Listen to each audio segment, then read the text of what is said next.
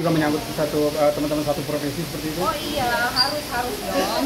Ya ini kan teman-teman saya juga, saya didukung oleh teman-teman seprofesi saya bahwa lapor balik aja, kurang ajar gitu loh. Artinya dia tidak menghargai profesi orang. Dan kerugian materinya ada? Oh no, saya tidak akan membuka pintu damai. Ini supaya apa? Supaya menjadi efek jerah buat orang-orang yang mengaku bahwa dia adalah seorang yang punya pejabat publik. Anggota DPR ini loh, anggota DPR yang tidak punya kompetensi. Artinya dia tidak layak menjadi anggota DPR.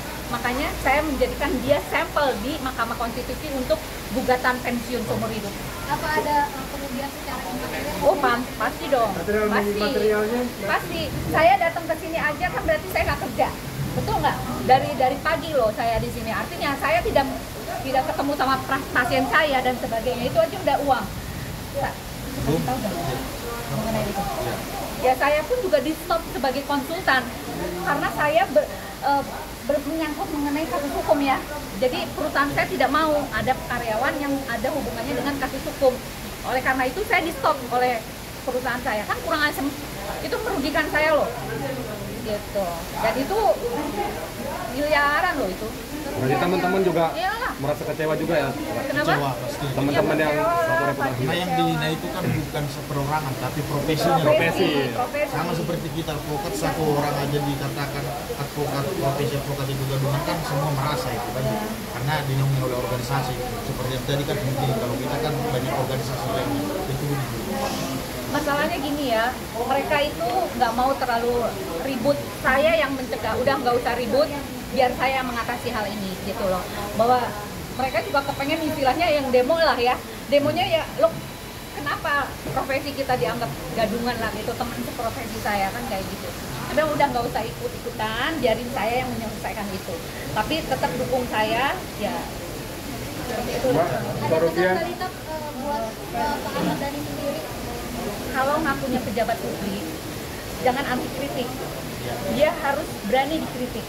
Karena dia memang harus dikritik. Karena dia memang pejabat publik, betul nggak? Gitu. Jangan sampai arogan, menunjukkan bahwa dia adalah orang yang punya kekuasaan, yang akhirnya mengintimidasi saya. Ini tuh bentuk intimidasi loh. Ini bentuk, betul nggak teman-teman bilang? Iya kan? Ini bentuk intimidasi. Jadi apakah seorang pejabat publik mengintimidasi masyarakatnya? Dan di Undang-Undang MKD ada loh, pejabat publik tidak boleh melaporkan secara pidana terhadap rakyatnya. Coba kalian teman-teman perhatikan lagi deh di undang-undangnya. Itu aja sih. Bang, ini kan dari kita sendiri melakukan juga ke Timbus ya.